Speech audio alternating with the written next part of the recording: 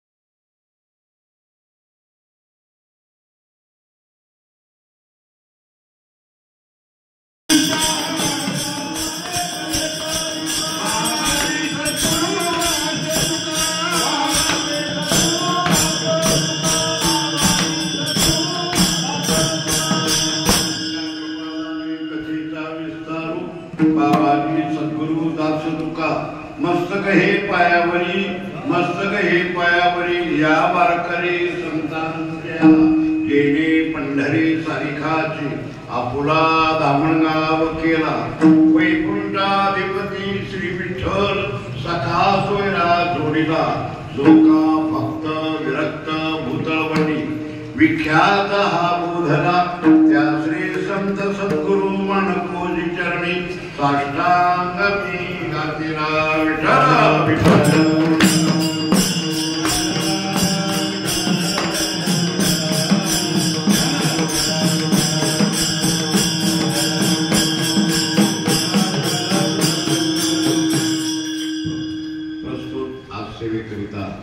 म्हणजे निरूपणाकरिता प्राप्त श्रीला किंवा निवडलेला असा जो अभंग आहे, तो अभंग श्रीमंत श्री संत श्रेष्ठ महान वैष्णव जगद्गुरु तुकाराम महाराज यांच्या गाथ्यामधला असून तुकाराम महाराज या अभंगातून आपला जो स्वानुभव आहे तो स्वानुभव महाराज या अभंगातून व्यक्त करतात. ते कशा प्रकारे करतात ते आपण यथाशक्ती यथामती आणि यथा आता अवकाश या प्रमाणे आपण विचार करू आणि विचार त्या अभंगाचा विस्तार कशा पद्धतीने माझ्या बुद्धीला सुचतो त्या पद्धतीने आपण करू. विठ्ठल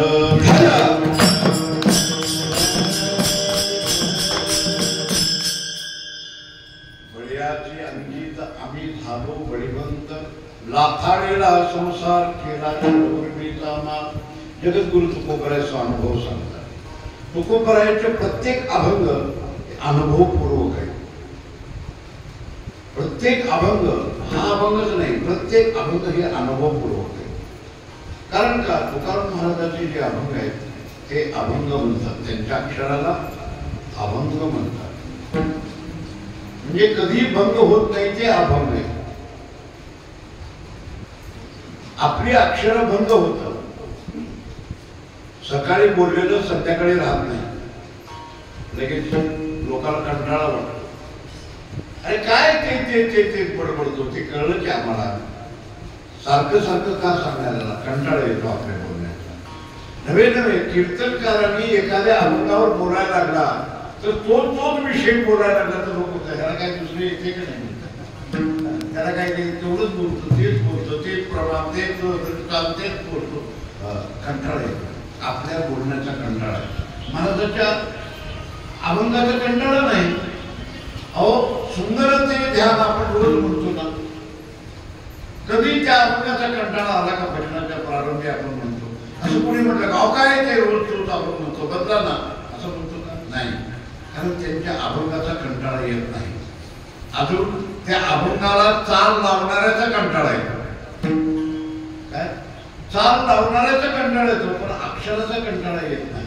चाल बदल करतील, चाली वेगवेगळ्या लावतील, पण अक्षर बदल होत नाही. आणि ते का अक्षर होत नाही? ते अभंग आहे. ती शिळे कधी होत नाही. आपलं आजचा पेपर उद्या कोणी वाचत नाही.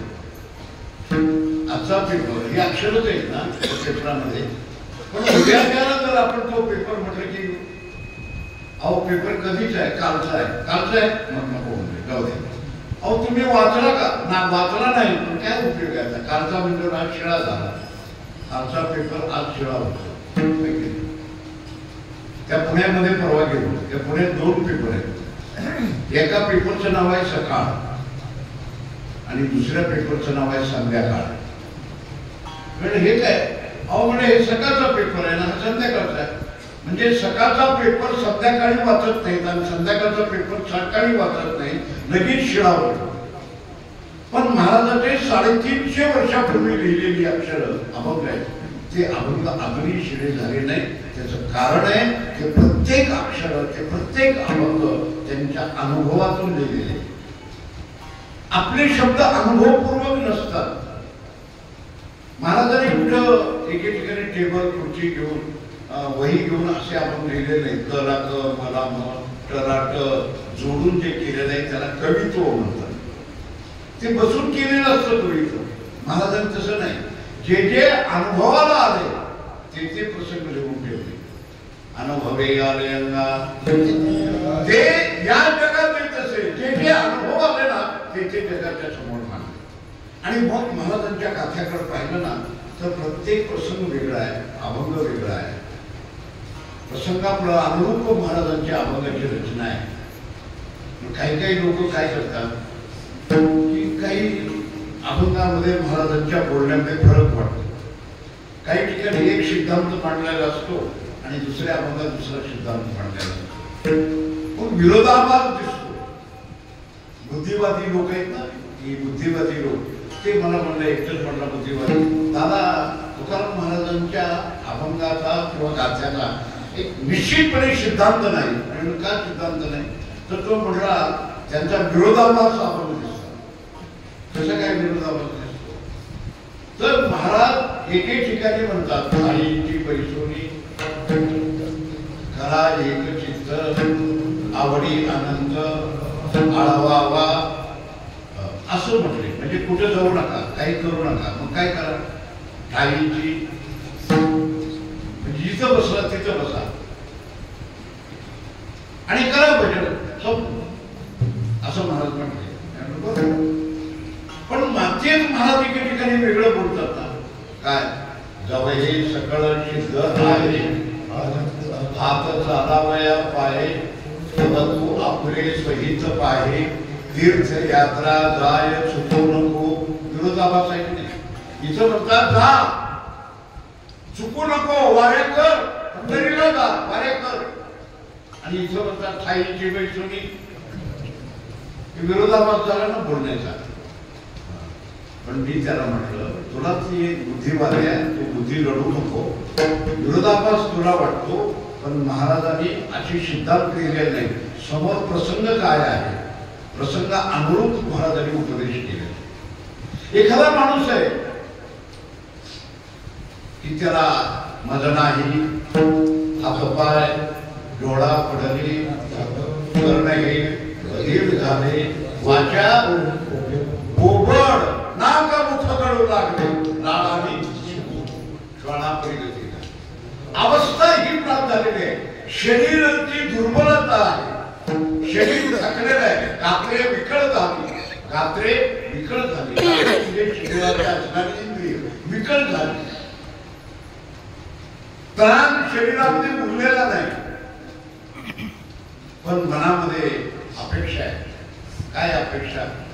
काही एकादशी, आषाढी, पण मनामध्ये तळमळ आहे. काय? जाईन हे माये तया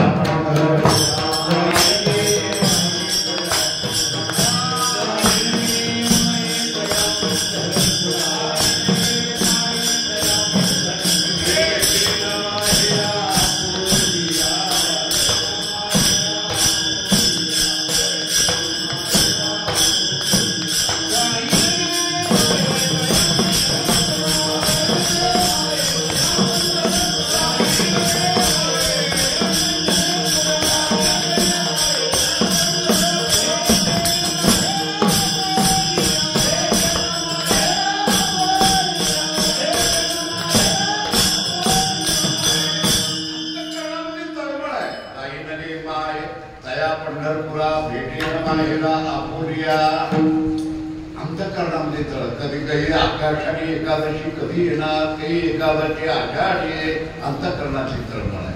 पण अवस्था काय? तळमळ तुझ्या मनातली अंतःकरणातली त्या व्यक्तीची बरोबर आहे, पण अवस्था अशी आहे, मजा नाही हातपाय आणि डोळा पडली, करणे हे बधीर झाले, इंद्रिय सगळी दुर्बल झाली, पण अंतःकरणामध्ये तळमळ आहे.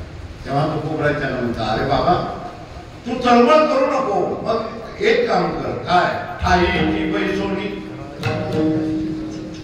खरा एकचित्त आवडी आनंद आळवावा. तुला इंद्रियाची अनुकूलता नाही ना, शरीर तू दुर्बल आहे ना, मग तू कुठेही जाण्याचा प्रयत्न करू नको. बस सुखे येतो घरा नारायण, तू कर भजन, भजन कर, सुखे येतो घरा. पण चांगले हातपाय, इंद्रिय अनुकूल आहे, धड धाकट आहे, तरणा भाग आहे, प्रकृती अनुकूल आहे, आणि ते तो म्हणायला लागला ठाईची बैसुनी गाढवा तुझ्याकरता नाही. हे तुझ्याकरता सांगितलेलं नाही. तुला काय सांगितलं? जव हे सकळ सिद्ध आहे,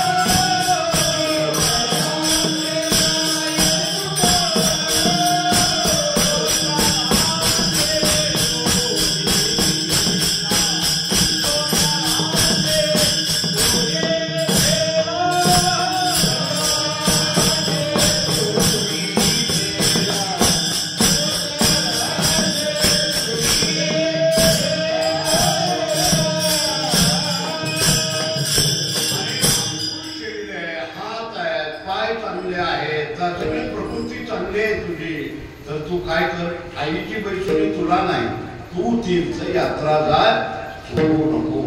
म्हणजे हा समोरचा प्रसंग तसा आहे, तसा उपदेश आहे. जसं समोर येईल तसा अनुभव महाराजांनी आपल्या अभंगात येऊन घेतले. जगद्गुरु तुकोबराच्या गाथ्यामध्ये पाहिलं तर 3 प्रकारची तुकोबराची अवस्था आढळून येते. एक प्रापंचिक अवस्था, दुसरी साधक अवस्था म्हणजे साधन अवस्था, आणि तिसरी म्हणजे सिद्ध अवस्था. सिद्ध अवस्था म्हणजे परिपूर्णत्व, संतत्व प्राप्त झाल्यावर. एक पहिली अवस्था प्रापंचिक आहे, दुसरी अवस्था साधक आहे, आणि तिसरी अवस्था सिद्ध अवस्था आहे. संपूर्ण गाथ्याचा आपण विचार करताना काही ठिकाणी महाराजांनी अनुभव लिहिले, ते प्रपंचातले अनुभव लिहिले.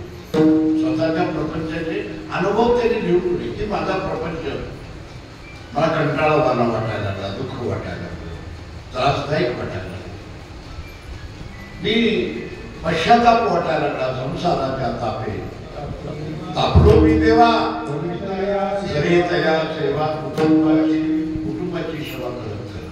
कारण मला अनुभव जो प्रपंचामध्ये आला तो सुखाचा अनुभवच आला नाही. कारण अनेक पद्धतीची माझ्यावर संकट आली, मला त्रास भोगावा लागला. मी लहान असताना माझे आई वडील गेले, थोरले भाऊ घर सोडून गेली, प्रपंचाची जबाबदारी माझ्यावर पडली.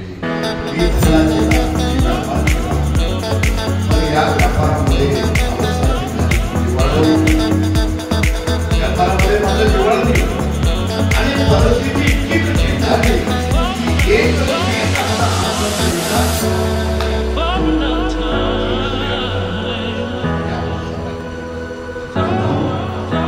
जो प्रपंचाचा अनुभव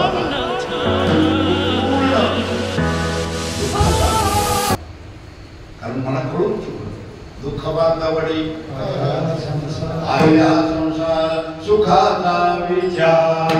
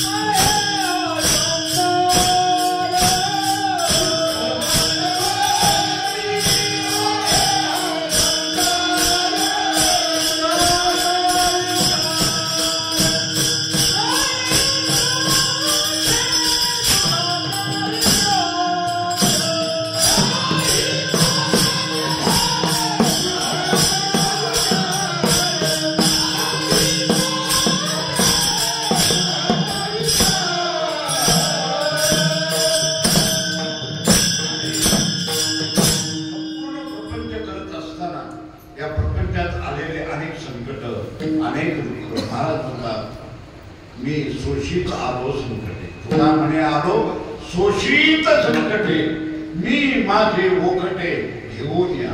फार सोचलं पण कष्ट सोचलं, पण मला अनुभव काय प्राप्त झाला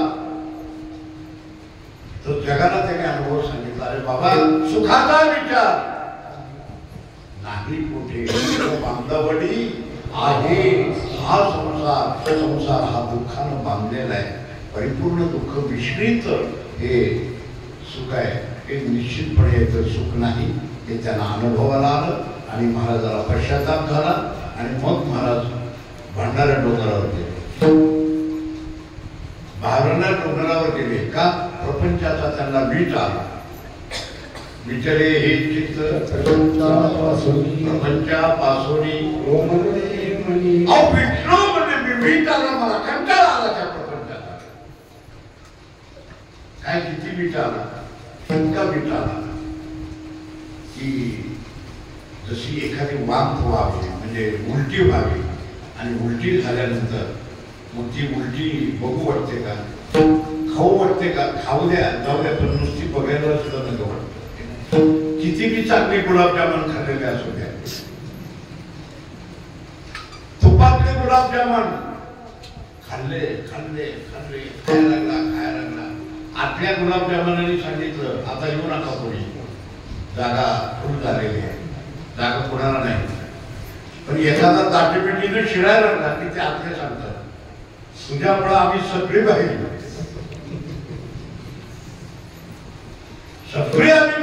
आहे.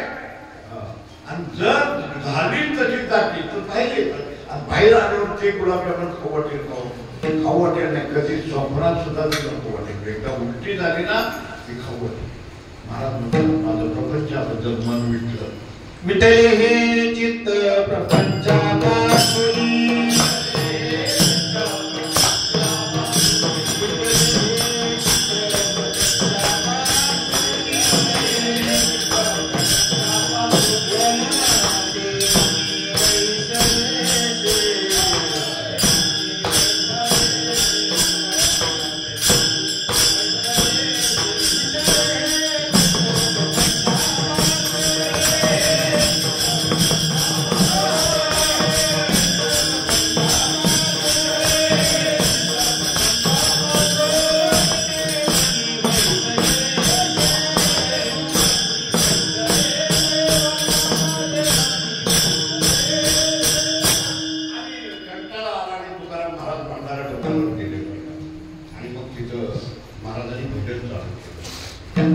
भजन करायला लागले.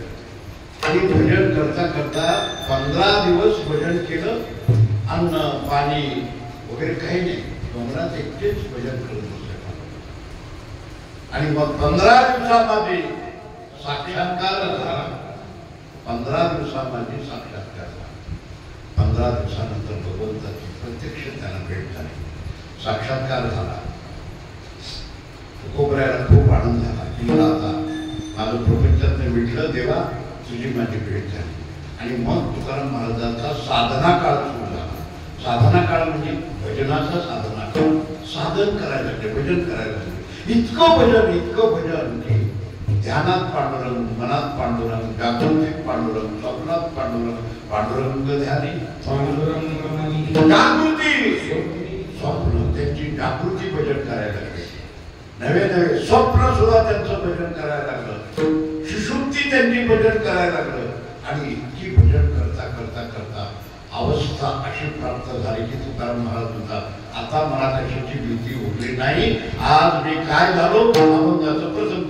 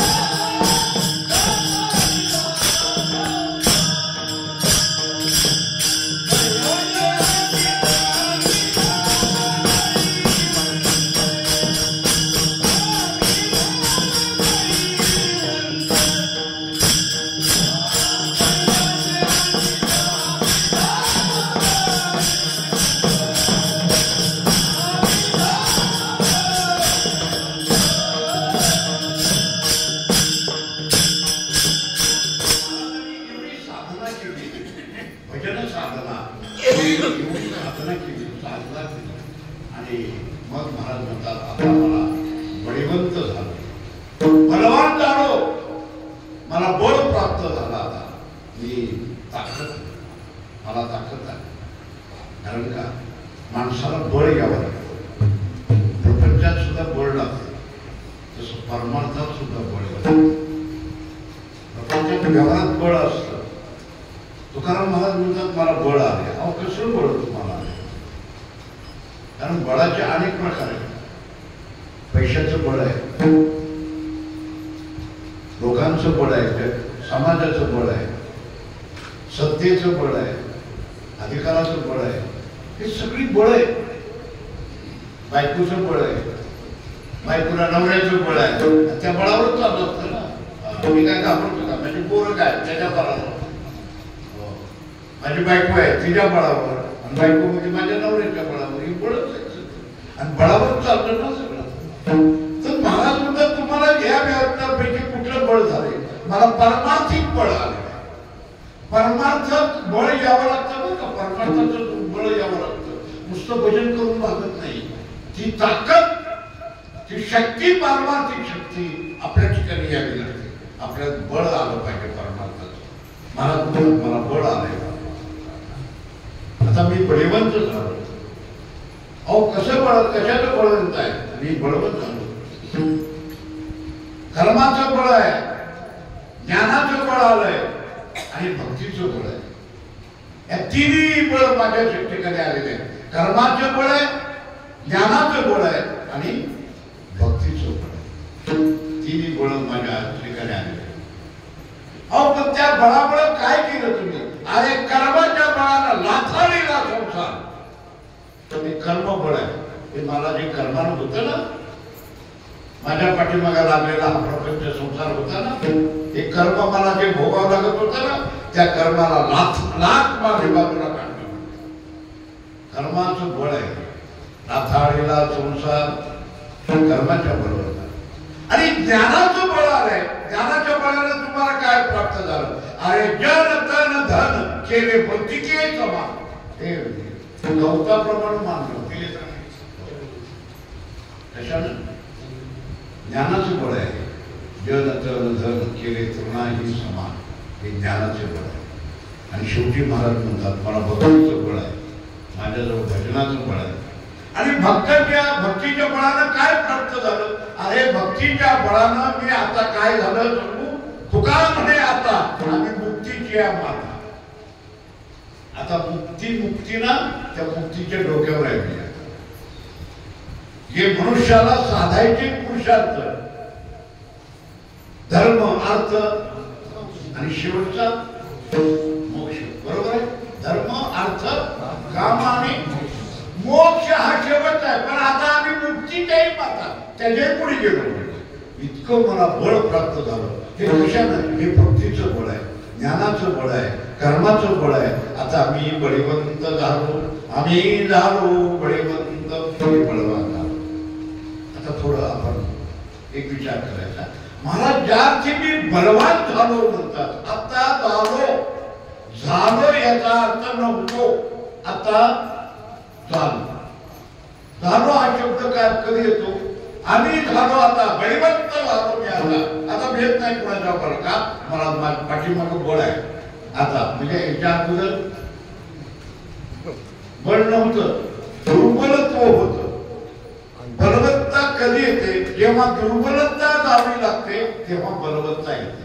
अगोदर दुर्बलत्व केलं पाहिजे, मग बलवत्ता येत असते. महाराज म्हणतात माझ्या ठिकाणी बलवत्ता आहे. कारण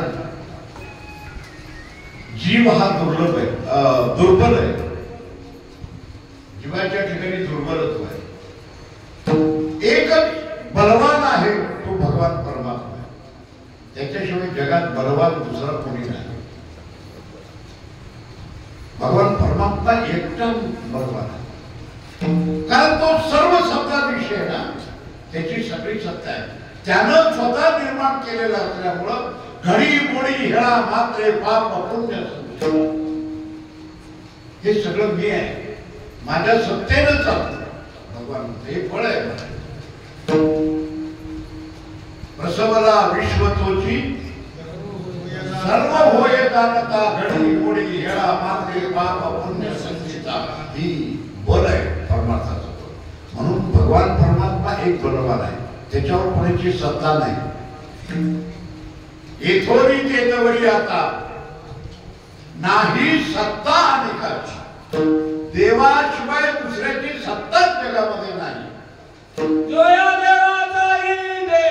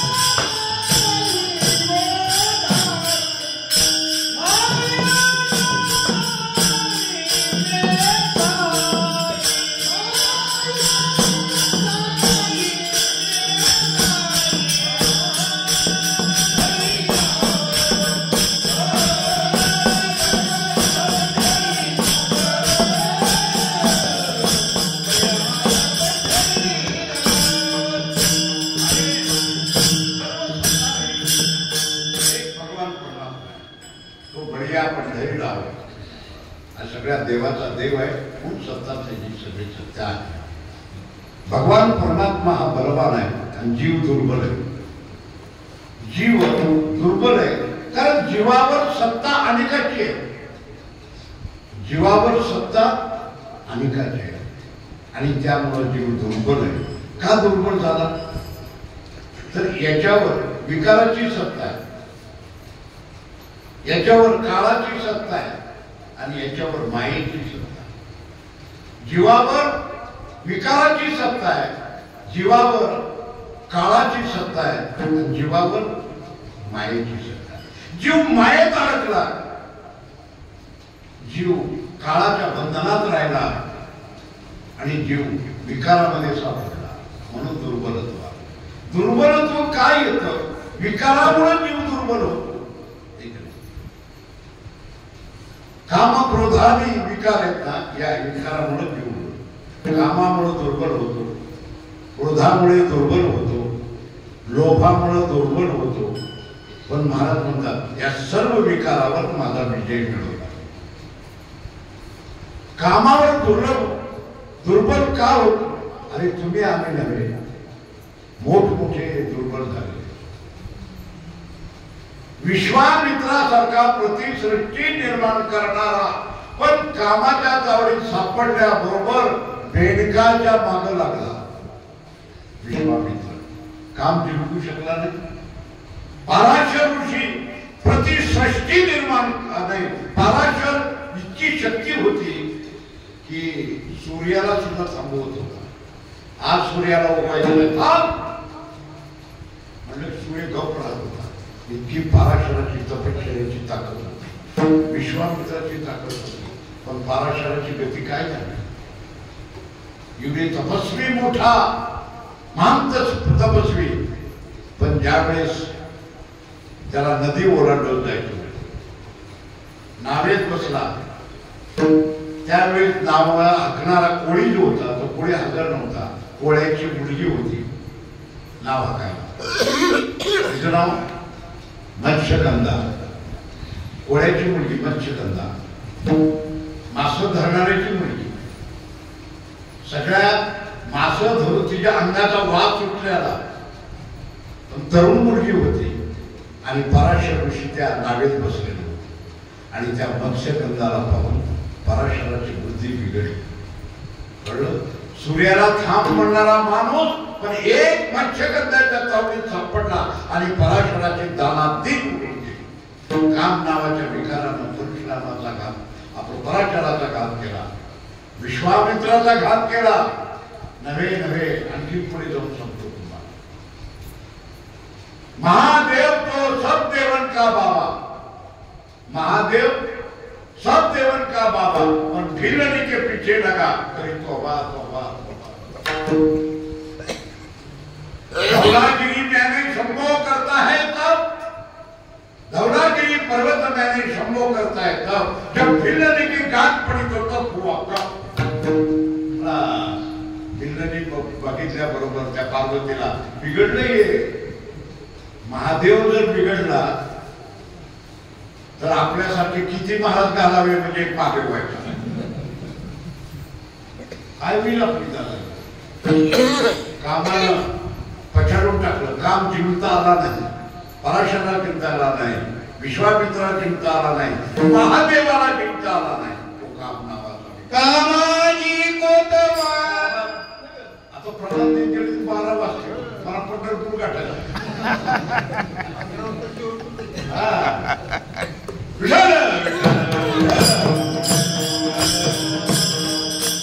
या कामाच्या विकारावर तुकाराम महाराजांनी बलवंता मिळवले, त्याच्यावर बलवत आलं.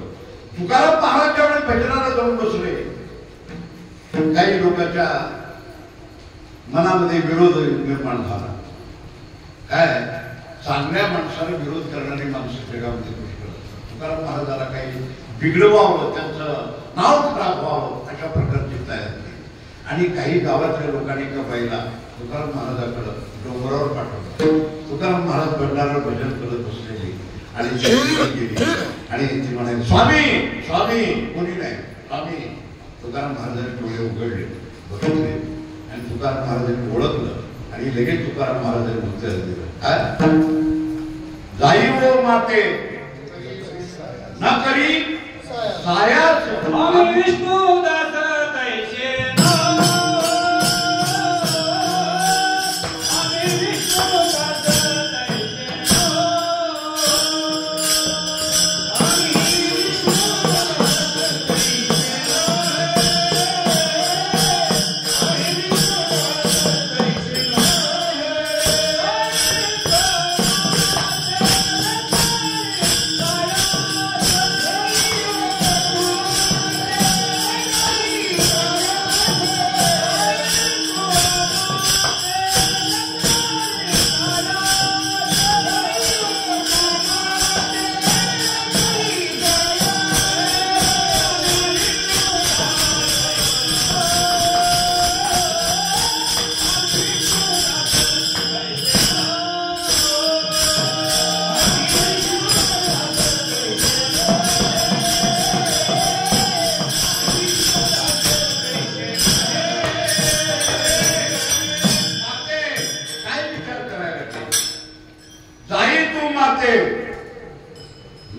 सायास.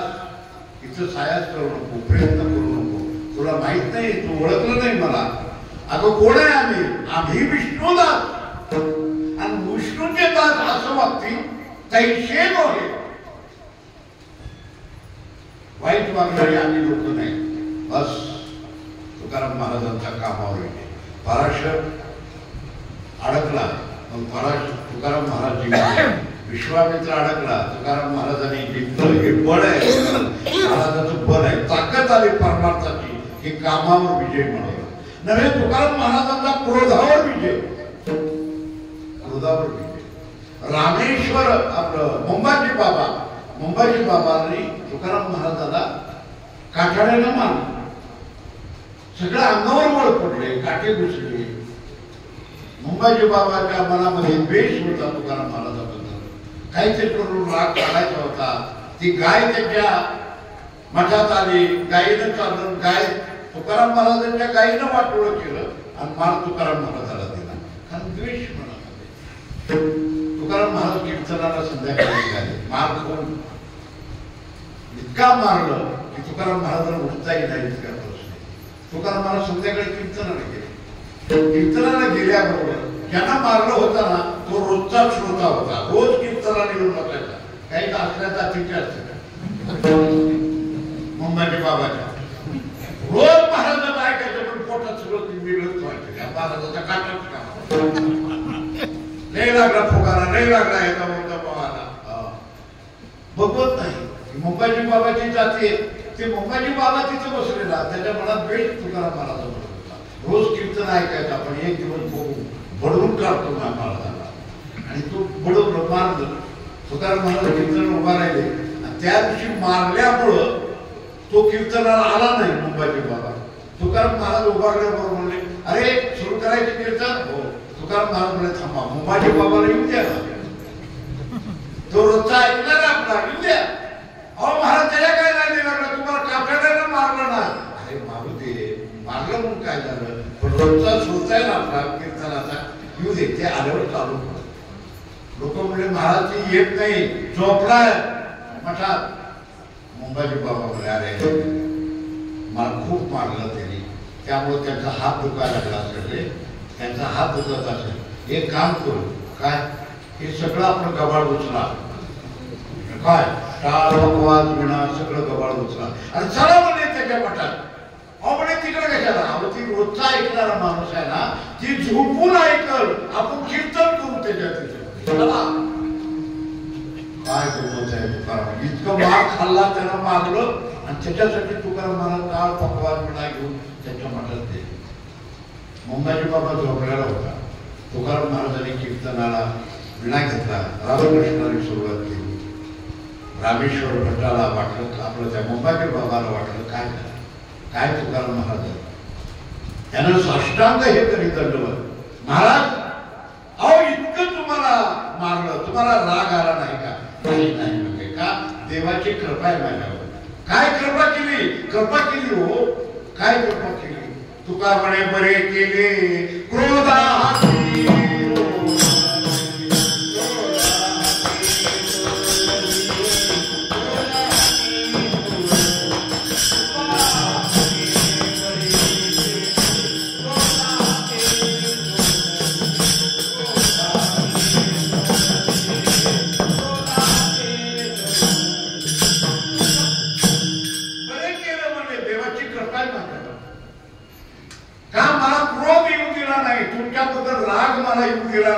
हे पांडुरंगाची मला कृपा आहे. तुम्ही एवढं मारलं तरी माझ्या मनामध्ये राग आला नाही. हेच माझं बळ आहे, हे माझी ताकद आहे, हे माझं बळ आहे. क्रोध तुकाराम महाराजांनी जिंकला. विश्वामित्राला कडेपर्यंत ब्रह्मऋषी होता आलं नाही का, क्रोध आवरता आला नाही. म्हणून विश्वामित्र बिघडला. रागच राग नाही ना. काही काही अशी रागिष्ट माणसं असतात ना, ती दुर्बल होतात, शेवटी दुर्बल होतात. म्हणून आपल्या मराठीमध्ये म्हणतात ना, मन आहे, राग आणि वेग माग. रागिष्ट माणसं एक नाही किंवा वेगच मागावं, त्यांना कारण काय, त्याच्यावर विजय प्राप्त करता येत नाही. तुकाराम महाराजांनी क्रोधावर विजय मिळवला. म्हणून मी बलवान आहे. क्रोधावर विजय, कामावर विजय, और लोभावर विजय. राजे छत्रपती शिवाजी महाराज यांनी रत्न मोहराची ताटं तुकाराम महाराजांच्या घरी पाठवली. तुकाराम महाराजांनी ती ताटं आलेली बघितली, आणि तुकाराम महाराजांनी उत्तर दिलं. काय केलं म्हणजे, तुमच्याकरता पाठवलंय राजांनी. तुकाराम महाराजांनी उत्तर दिलं, ये रविचा धन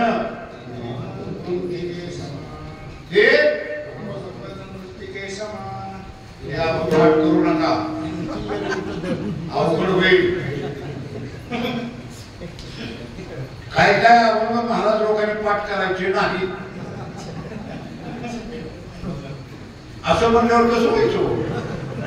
सगळं तर त्याच्यासाठी कीर्तन आहे. सोने रुपये तुम्हा आम्हा म्हणायचं नाही, तुम्हा. हो, त्या तुकाराम महाराजांच्या अभंगाप्रमाणे झालं तर सप्तमी होणार नाही, तर महाराजांनी करणार नाही. महाराजाचा आता धंदा आहे.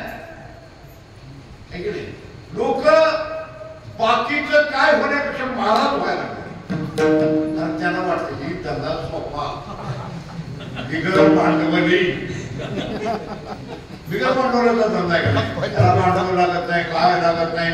नुसतं आपलं युट्यूब घ्यायचं, त्या युट्यूब मध्ये कोणाचं तरी ऐकायचं, पाठ करायचं, आणि काय फटका बांधायला आला तो पण बांधायला झालं काय लागते त्याला लगेच येतं लगेच सारखा लगेच काय इतका असेल तर आणि त्यानं म्हणायचं सोडले होते तुकाराम महाराजांनी त्याच्यावर विजय म्हणावा तुकाराम महाराजांनी स्पष्ट उत्तर दिलं कशाला पाठवलं हे आम्हाला तुमचे हे झालं ते आम्हा मूर्तीचे समान कंठी मिळवा व्रत करा देणे आणि आम्हाला कधी आनंद वाटेल तुम्ही माळ घातली हे आम्हाला आनंद आहे तुम्ही एकादशी केली की आनंद आहे राजे हे पैसे देण्यापेक्षा रत्न दिलं तुळशीची माळ घालावं तुम्ही एकादशी करावं तुम्ही माळ घाला मेल्यावर तुळशीचं पान तोंडात घालू नका ती बडाय मेले ती पवित्र तुळशीचं पान त्याच्या तोंडात काय करायचं मी परवा एकदा म्हणायला गेलो उचलताना लोक थांबा थांबा थांबा मी का तर म्हणजे तुळशीचं पान तोंडात घालायचं आहे आणि आता काय घालणार ती मेलं की ते आता काय खातं का पितं का नाही नाही म्हणजे दादा घालावं लागतं मला का घालावं लागतं म्हणजे त्याचा देव पडला आता होत असतो काय अरे तुळशीचं पान नव्हे तुळसच आपण उपड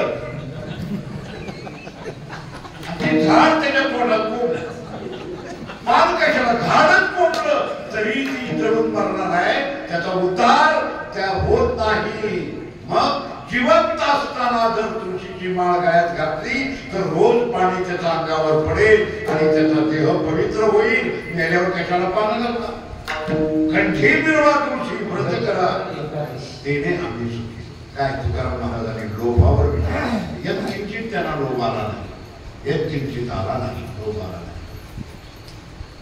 ही तुकाराम महाराजांचं बळ आहे हे क्रोधावर बळ कामावर बळ लोभावर बळ म्हणजे विकारावर बळत्व आहे तुकाराम महाराजांनी विकारावर बळत्व दुसरी गोष्ट तुकाराम महाराजांनी काळावर विजय मिळवला काळ एक दुर्बल आहे आपल्याला काळ दुर्बल करतो काळ म्हणजे आपलं आयुष्य पाठीमागे राहिला आयुष्य दात एक फळ पळत तुला काही काळ आपल्या पाठीमागे लागला तर तुकाराम महाराजापुढे काळ काळ गुलाम सलाम करी तुका म्हणे काळ आता करू न शके बळ आता माझ्यावर बळ करू शकत नाही तुकाराम महाराजांनी काळावर विजय मिळवला नव्हे जीव नव्हे सदेह वैकुंठाला गेले आणि जातो आमच्या गावात आमचा राम राम घ्यावा सांगत सदेह देहासहित जिथं राम प्रभूला जाता आलं नाही कृष्ण परमात्म्याला जाता आलं नाही देह टाकावा लागला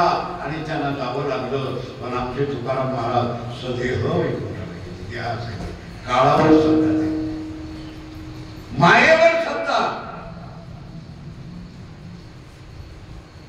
होय दाशी लागे माया तुका म्हणे माया होय दाशी लागे माया अरे मायानं काय करते माया म्हणजे ही माया आहे ना ती मायेवर माझा म्हणते म्हणून मी आता कोण आहे आता मी बलवान आहे तुकाराम महाराजांचं हे अगदी दृढ विश्वास आहे की मी आता बलवान आहे विकारावर सत्ता काळावर सत्ता मायेवर सत्ता जिथं माया ही मोठमोठ्याला जिंकता आली नाही स्वतः देवानी सांगितलं ना दैवी हेक्षा गुणमयी मम माया मम म्हणजे माझी माया मम माया कशी आहे माझी माया फार कठीण आहे दुस्तर आहे माझी माया जगात मायेतनं निघणं हे अवघड आहे कारण कुठेतरी मायेमध्ये लपडतो माणूस कसला बी असू द्या मायेत लपडतो कारण का हे विकारात जरी निघाला तर विषयात सापडतो विषयावर विजय मिळवला तरी काय होतो विकारात सापडतो ही माया आहे शब्द स्पर्श रूप रस आणि गंध हे विषय ना आपल्याला अडकून टाकतात आणि आपला परमार्थ सुदृढ होऊन देतात मोठमोठ्याला बाया कळायला गंमत एकदा येणारी भगवान कृष्ण परमात्मा सांदीपान ऋषींच्या आश्रमामध्ये शिकत होते कारण त्यांनी देह स्वीकारला ना देव होते तर त्यांनी शरीर स्वीकारलं आणि म्हणून त्यांना गुरुच्या ठिकाणी सेवा करावी लागली सांदीपान ऋषी हे त्यांचे गुरु आणि त्यांच्या आश्रमामध्ये भगवान कृष्ण परमात्मा गुरुकडे अभ्यास करत. तेव्हा ती शिकत असताना तिथे ब्राह्मण होता. ब्राह्मण कोण? सुदामा ब्राह्मण. जाती ब्राह्मण, पण परिस्थिती दारिद्र्य.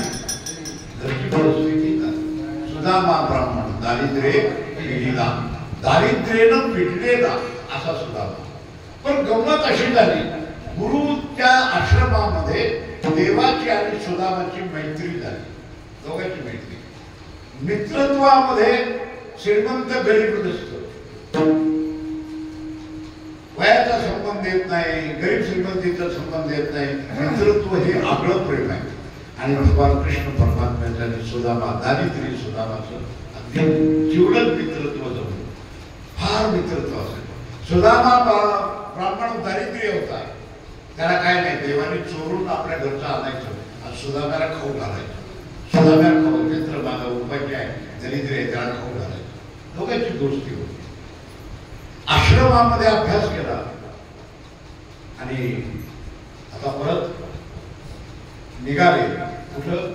आपापल्या घराला जायला. सांदीपनाने सांगितलं, आता तुमचा अभ्यासक्रम संपला, आता तुम्ही निघा. सगळे विद्यार्थी चालले. सांदीपन ऋषी व्यासपीठावर बसले होते आणि व्यासपीठावर बसले असताना एक एकटा यायचा, सद्गुरूचं दर्शन घ्यायचं आणि सद्गुरूने आशीर्वाद द्यायचा. त्यांना म्हणायचं, विजयी भव, तुम्ही आयुष्यमान भव, तुम्ही विद्वत्ता भव, असा आशीर्वाद द्यायचा. सगळ्याला आशीर्वाद देत निघाले आणि भगवान कृष्ण परमात्मा त्यांची पाळी आली. गोळी तू वर्ग. भगवान परमात्मा समोर आले. आल्याबरोबर त्याने असे पाया पडले. गुरुच्या पाया पडल्याबरोबर गुरुनी जे हात पुढे केला तो मागे घेतला आणि देव म्हणायला लागले, महाराज सांदीपन ऋषीला, गुरु महाराज आशीर्वाद द्या ना. म्हणजे तुला काय द्यायचं?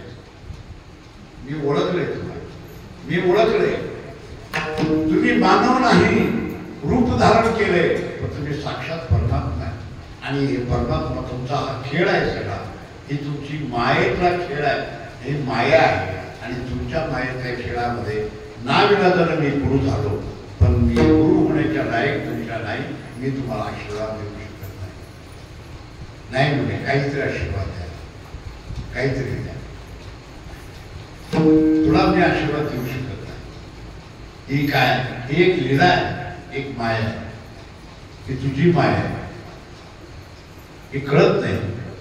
देवी ईशा गुणमयी मम माया दुरतया दुरतया म्हणजे कशी नाही. सुदामा त्याच्या पाठीमागच होता. ही सगळी देवाची माया आहे, देवाची लीला आहे. हे सुदामाला कळलं, गुरुनी सांगितलं. आणि मग दोघेही बाहेर आले. आल्यावर सुदामा म्हटलं, देवा देवा काय ही तुझी माया आहे म्हणतात. नाही नाही, पण ती कसली माया आहे तुझी? अरे लोक म्हणतात, तुला काय करत आहे त्याच्यावरनं? तू माझा दोस्त आहे ना, का बसतो तुला मिळते ना खायला, तू का बसतो? नाही नाही, ती माया कसली आहे? अरे काय करतो तू माया बघून? नाही, मला माया दाखवा. देवाच्या पाठीमागच लागला सुद्धा, माया मला दाखवा, मला माया दाखवा. अरे नको, नाही नाही, ते रोज मागे लागतात. एक दिवस नदीला दोघेही आंघोळीला निघाले होते आणि जाताना सुद्धा त्यांना असं आढळलं देवाला, थांब म्हणजे आज आंघोळ करायचीच नाही का, अगोदर पाया दाखल आणि मग आंघोळ करू म्हणजे आपण. देवाला वाटला तर मित्र आहे माझा, ठीक आहे, बाहेर बघायची का तुला? हो, चल म्हणजे. कुठे चल? नदीत. नदीत काय? नदीतच पाण्या बघायचे. चल. देवाने त्या सुद्धा नदीत नेलं आणि नदीत नेलं. चल म्हणजे अहो आलो की देवा, अजून पाण्याचं, अजून पाण्याचं. चांगलं गळ्याच्या पाण्यात नेलं सुद्धा. आणि देव सुद्धा म्हणून गळ्यात बुडायला मरायला नव्हते म्हणजे माया बघायची ना तुला, बघायची ना माया. कसली माया आहे तुझी तुला? बघ आता 2 मिनिटात तू जरा पाण्यात बुड म्हणजे बुडलं काय बघ, तुला डोक्यावर मी हात घेतो, तुला माया कळलं. आणि सुदामा जरा पाण्यात बुडला. देवाने त्याच्या डोक्यावर असा हात ठेवला ठेवल्याबरोबर सुदामा भ्रम झाला. सुदामा पाण्यात वाहत गेल्यासारखं भ्रम झाला. मी पाण्यात वाहत चाललो. तिथं स्वतः सुदामा नुसतं देवाने डोक्यावर हात ठेवल्याबरोबर भ्रम असा झाला की सुदामा वाहत निघाला. सुदामा तिथंच त्याला भ्रमानं वाटलं मी वाहत निघाला. निघाला वाहत निघाला. आणि वाटत एक बेट होतं. त्या बेटावर काही लोक उभारले होते. ते वाहत आल्याला बघितल्याबरोबर त्या लोकांनी एकदम पकडला सुदामा. तिथं होता बरं का खरा सुदामा. तुम्हाला एक लक्षात ठेवा, हा भ्रम माया कशी आहे, तो सुदामा तिथंच आहे, पण हा सुदामा वाहत निघाला आणि लोकांनी पकडला. पकडल्यावर तिथल्या लोकांना सुदामा म्हणाले, अरे का धरलं मला? थांबा, सापडला म्हणजे काय झालं? अरे काय नाही, आम्ही या समोरच्या गावचे लोक आहोत. बरं, मग आमच्या गावचा राजा मेला. मग आमच्या गावचा नियम आहे, आमच्या गावचा राजा मेला की मग नदीत कोण वाहत येते त्याला राजा करायचा. नदीत वाहत येणाऱ्याला राजा करायचा, आमच्या गावचा नियम आहे. ही दरिद्री होत ना सुदामा. आणि आता काय होणार? सुदामा म्हणा, वा छान नियम आहे तुमचा. हो, नियम चांगला आहे आमचा. चला, सुदामाला घेऊन गेले. राज्य त्या गादीवर बसवलं, सिंहासनावर ठेवलं. राजा म्हणून सुदामा झाला. ती तिथंच आहे बरं का, ती डोकं ठेवलं होतं ना, ती तिथंच आहे. अजून एक सेकंद मी झालं नाही, पण ही वाहतुकी आलं.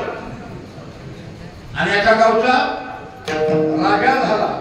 राजा झाला नाही तर मग राजा झालं म्हणजे की राणी आलीच की. राणी आली.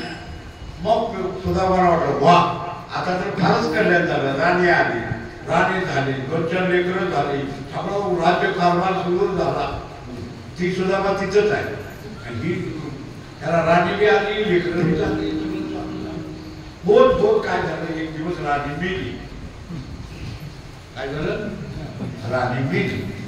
मेल्याबरोबर तिला उचललं, नदीला आणलं, काठीवर ठेवलं, चिता असली त्याच्यावर ठेवलं. आणि गावचे लोक म्हणजे, हो राजे, काय चला नदीला. कशाला? आंघोळीला. ते म्हणजे का तर आमच्या गावचा नियम आहे काय, राणी मेली की राजा ठेवायचा नाही. राजा मेला की वाहत आलेला घेऊन यायचा. राणी मेली की राजा त्याच्याबरोबर चालायचा. सुदामा म्हणला, पहिला निंबर आहे. आता तुम्हाला त्या चितेवर बसवायचं. सुदामा म्हणला, मेरो काय राणी, काय भोगलं मी, काय मजा केली मी, काय पाळ्या घ्यायचा. ती चितेवर बसविलं. सुदामाला राखेला हाणलं, काडी वडली, चौकडून पेटविलं की मग सुदामा वरी बसलेला तिच्या पुढे जाळ लागला. पेटल्या बरोबर अंगाला चटकं बसायला लागलं. सुदामाच्या चटकं बसायला लागलं. सुदामा म्हणायला लागला, देवा जळत असे काया लागला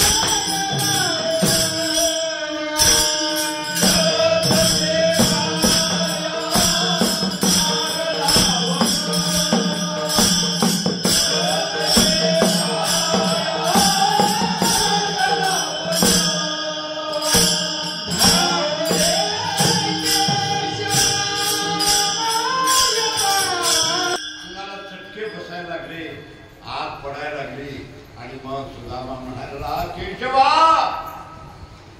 माय बापा धाव रे, पळ रे, का जळत असे काया, लागला वनवा, पेटला रे वनवा, ही जळायला लागलं काया केली, देवा धाव म्हणून ओरडायला लागल्याबरोबर देव तिथेच होते. देवाने डोक्यावर हात ठेवलेला होता ना, असा हात ठेवलेला, पटकन काढला ते वर ये म्हणजे. सुदामा असं वरी आला आणि देवाकडे बघितलं. देव म्हणले, कसं काय, कसं काय देवा? म्हणजे काय, माझं बायको कुठे आहे? म्हणजे बायको होती का तुला? देवा मी राजाच होतो. राजा का होता?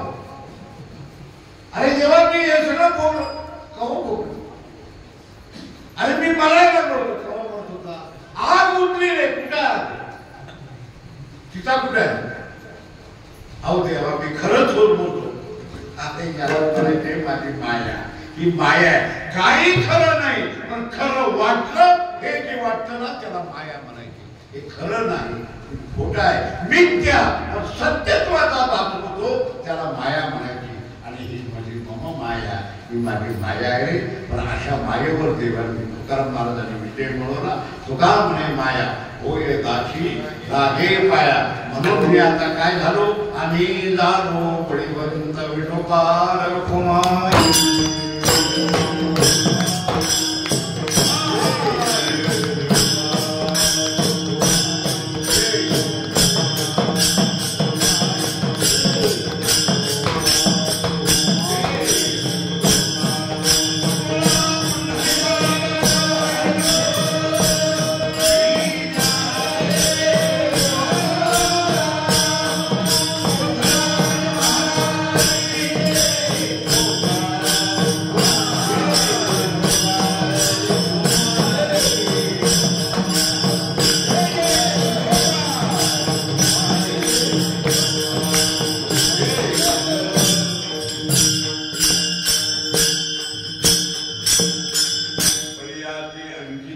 आम्ही झालो बळीवंत, ताळेला संसार केला षडभूमीचा मार. विठ्ठल विठ्ठल.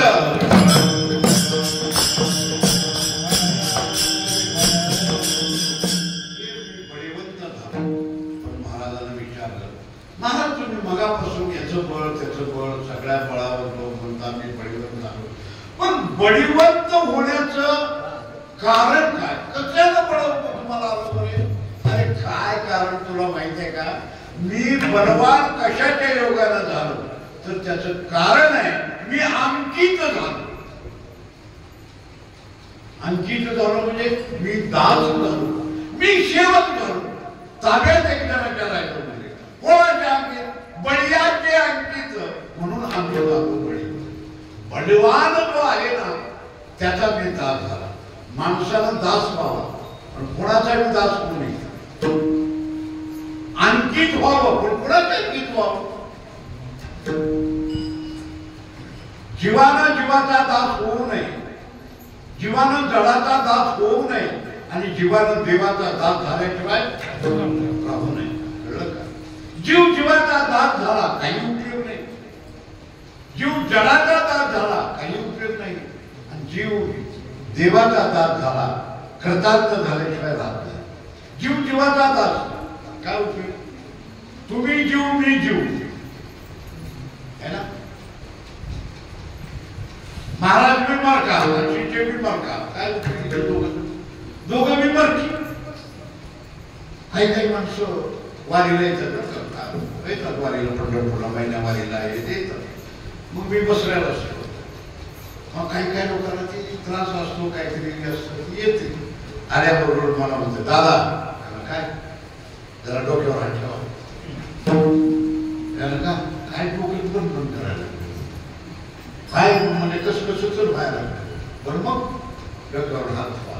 मी चोप अंगावर हात फिरवा फिरवितो. काय माझ्या बापाचे काय मला द्यायचं काय काय अंगावर फिरवितो फिरवितो. दादा बरं वाटलं बघा, बरं वाटलं आणि बरं वाटलं का तुला? हो. मग जा. गपचूप जावं की नाही? जात नाही. दादा तुमचं कसं आहे? माझा हात तुला ह्याला बरं वाटते, ही मला विचारते तुमचं कसं काय आहे दादा? काय माझं कसं बरं, शुगर आहे, आंबा आहे, प्रमुख आहे, मला हे खायचं नाही, ते खायचं नाही, मला ही दुखते, ती दुखते. झालं का? ती रोगी आणि मी बी रोगी. रोग्याला रोगी भेटला, रोग्याला रोगी भेटला, काय उपयोग काय? महाराज बी मारका, शिष्य बी मारका, दोन्ही बी मारणारे, उपयोग काय? जीव जीवाला भेटला काही उपयोग नाही. ना तरी रानिया दुखिया दुखी भेटले. दुःखाला दुःख भेटलं काही उपयोग नाही. दुःखाला सुख भेटावं, दुःखाला सुख भेटावं. नाहीतर आपण त्याच्याकडे गेलो, लई त्रास आहे मला, लई त्रास आहे, त्यानं म्हणा माझं तर काय तुझ्यापेक्षा बेकार काय आपलं दुःख सांगावं तर जरा सांगावं तो सुखी असावा. असा जगामध्ये कोण आहे की सर्व सुखी? असा कोण आहे विचारी मना मृत्यूलोकी सुखाची कहाणी ऐकली गौणाची श्रवणी. मग कोण आहे? एकच आहे, सुखरूपायचा अरे तो एक भगवान परमात्मा बलवान आहे. आणि त्या बलवानाचा दादा झालो का? बळीया माझा पंढरीराव, जो हा देवाचाही देव, तो एवढा बलवान आहे, सगळ्या देवाचा देव आहे. आणि अशाच आम्ही अंकित झालो, म्हणजे मी शिवक झालो. त्यामुळं मला काय झालं? बळीयाचे अंकित आम्ही झालो, बळीवंत आणि बलवंत झालो. त्याच्यामुळे तुम्हाला बलवंत होताना काय काय झालं? अरे जे मला आडवे येत होते ना ते सगळं बाजूला निघले.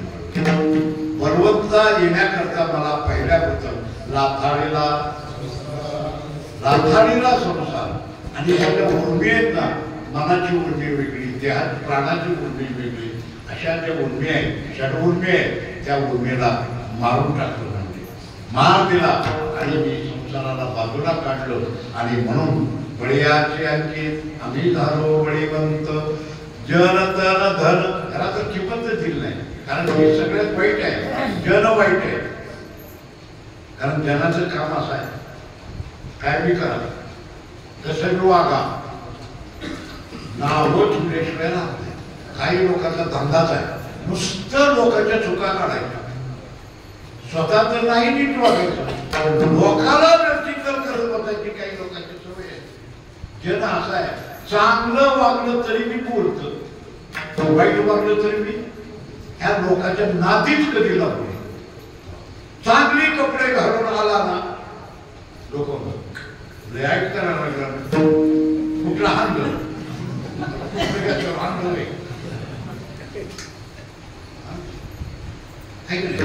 चांगलं घर बांधा लोक कुठं सापडलाय गेलेचा बाजार आहे तुम्हाला, त्याला गटून सापडू त्याकडे ते करून जाऊ, तुला काय करायचं? तुला चांगलं आहे ती बघावं, वा वा छान छान म्हणावं, पण लोकांना बघवत नाही. चांगलं वागलं तरी सांगा, लई बोललं तरी मी नाव, लई बोललं तरी लोक बोलत आले आणा डोकं तू काय बोलताय, नाही बोलावं. आता पाहिला राहिला नाही, गप बसलं नाव उठवते, बोललं नाव उठवते, आहे का नाही? वर गावाला आलो सोकलाय की महाराज कसला काय सोकला म्हणतात, नाही यावं माझला आता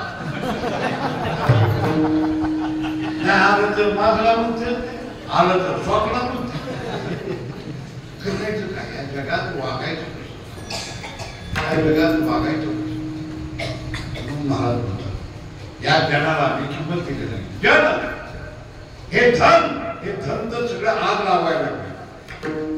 मी या धनाला गवताप्रमाणे तृणवत समजलं. जन धन धन केले तृणाही समान, म्हणून आम्ही झालो आणि मग ह्याच्यामुळे तुम्हाला शेवट तुम्हाला काय झालं, अरे आपली सत्ता नाही झालं, अधिकारी झालो. कशाचे अधिकारी? पंढरीचे वारकरी, ते अधिकारी. पंढरीचे वारकरी कोण आहे? अधिकारी आहेत. ते मालक आहेत. म्हणजे कशाचे मालक आहेत? ते अधिकारी. मोक्षाचे अधिकारी. मोक्ष कुणाला न द्यायचा का न द्यायचा वारकरी का जात आहे पाहिजे. ती काय चांगली नव्हतं, दिसायला वेगळी टोपडी काय तरी पटका करत राहतात. ते अधिकारी झालेले आहेत. कशाचे अधिकारी? मोक्षाचे. का म्हणे आता आम्ही मुक्तीची या माता लाथाडला संसार केला करुणीचा ज्ञानेश्वर.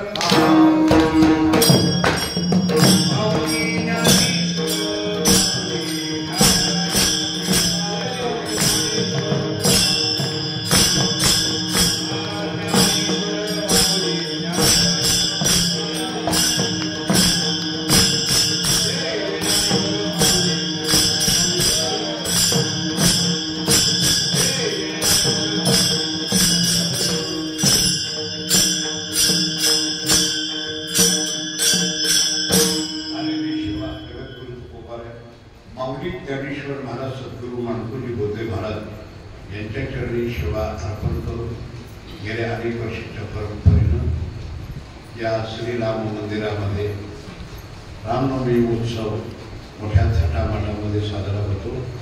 प्रसिद्ध असं हे रामनवमी आहे की या मंदिरामुळेच या गावाचं नाव रामनाथाचं उपलब्ध होतं की भगवान श्रीराम प्रभू मूर्ती स्वरूपामध्ये स्थापित झालेले आणि म्हणून हा कार्यक्रम चालू आहे. आणि या कार्यक्रमाकरता मला ही सेवा दिली पाहिजे केलं. मला पप्पू महाराजांचा फोन आला गेल्या महिन्यामध्ये, दादा थोडं रामनवमी करावं लागतं. मी म्हणून कशाला म्हाताऱ्याच्या मागे लागतो, आता ही थकल्याला पहिला आहे. त्याला गोट्यात बांधून उगं वैरण टाकायचं असते ती मी सगळी बसतो. चांगली का नसेल, आपण दुसऱ्याची खाल्ल्याची पाडत जरी टाकली तर त्याला कशाला उगत काय करायचं. पण ती पप्पू महाराज काय म्हणणार माहितीये का, दादा फुकट वैरण घालायला परवडत नाही. म्हातारा फुकट वैरण घालणार अवघड आहे. थोडं तरी कामाला झोपावं लागतं, कुठं मुरडण आणायला पुरतंय तरी झोपावं लागतं. की तसं आपलं काम आहे. ती सेवा माझ्याकडं दिली असो ते झालेली सेवा त्यांच्याकडे अर्पण करतो. एकदा ज्या कारण का नियम असा आहे, संतांच्या भजनानं पापाचा नाश होतो आणि देवाच्या भजनानं पुण्य मिळतं. पुण्यप्राप्ती करता भगवंताचं भजन करावं आणि पाप घालणं. तुका म्हणे पापे संतांची. पुण्य पाहिजे असेल तर मी त्याचं भजन केलं तरी चालते. पुण्यवंत व्हावे. पण एक लक्षात घ्या, पाप केल्याशिवाय पुण्य मिळत नाही. बरं आपण अगोदर पाप घालवा आणि मग पुण्याच्या मागला पाप घालायचं असेल तर तुका म्हणे पापे जाते संतांची. म्हणून संत भजन, साधू भजन, सद्गुरूचं भजन आम्ही करावं लागतं. ज्या परंपरेमध्ये माझा जन्म झाला ते सद्गुरू माणकोजी बोधे महाराज आणि त्यांचं भजन करणं हे कर्मप्राप्त असल्यामुळं 1-2 मिनिट आपण त्यांचं भजन करू आणि शिवेला पूर्ण करू.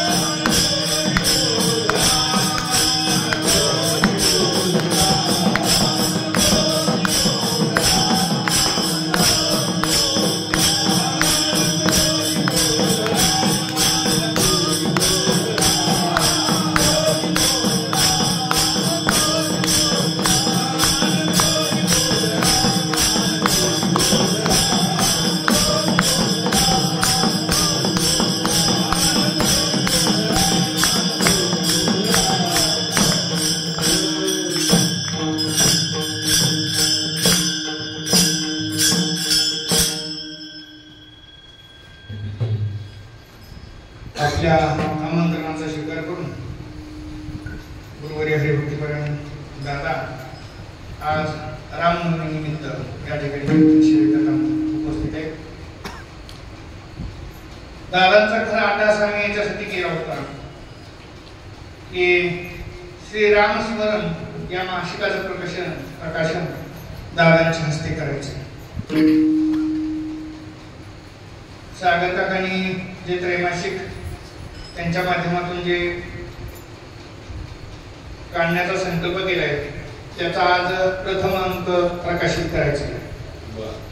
वर्षातून 4 वेळेस अंकाचं प्रकाशन होईल.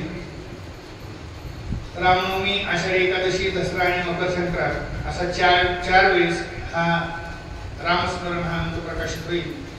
या अंकाची 1 वर्षाची सभासद 150 रुपये दादा, 150 रुपये. आणि आज या श्रीराम स्मरण या अंकाचं प्रथम प्रकाशन तुमच्या हस्ते करण्याचा आमचा हेतू होता. आणि त्याच्यासाठी तुम्हाला आणि या कीर्तन शिबिरात निमंत्रित केलं होतं. या प्रकाशनासाठी सज्जनगडच्या संस्थांचे विश्वस्त बाळासाहेब स्वामींनी आपले शुभ आशीर्वाद आम्हाला कळवले. म्हणून या प्रसंगाचं औचित्य साधून श्रीरामनवमीचं आज या अंकाचं प्रकाशन आपण करावं असं मी सर्वांच्या माध्यमातून तुम्हाला विनंती करतो.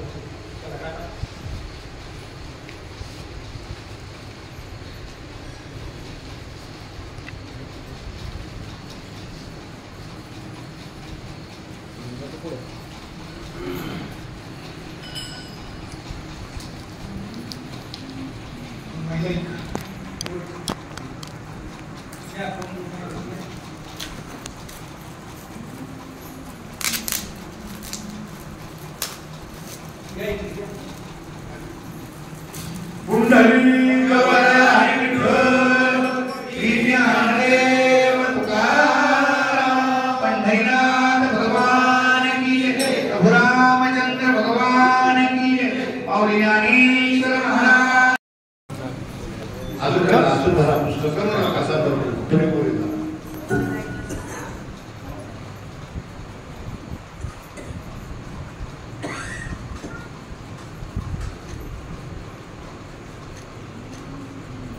झालं.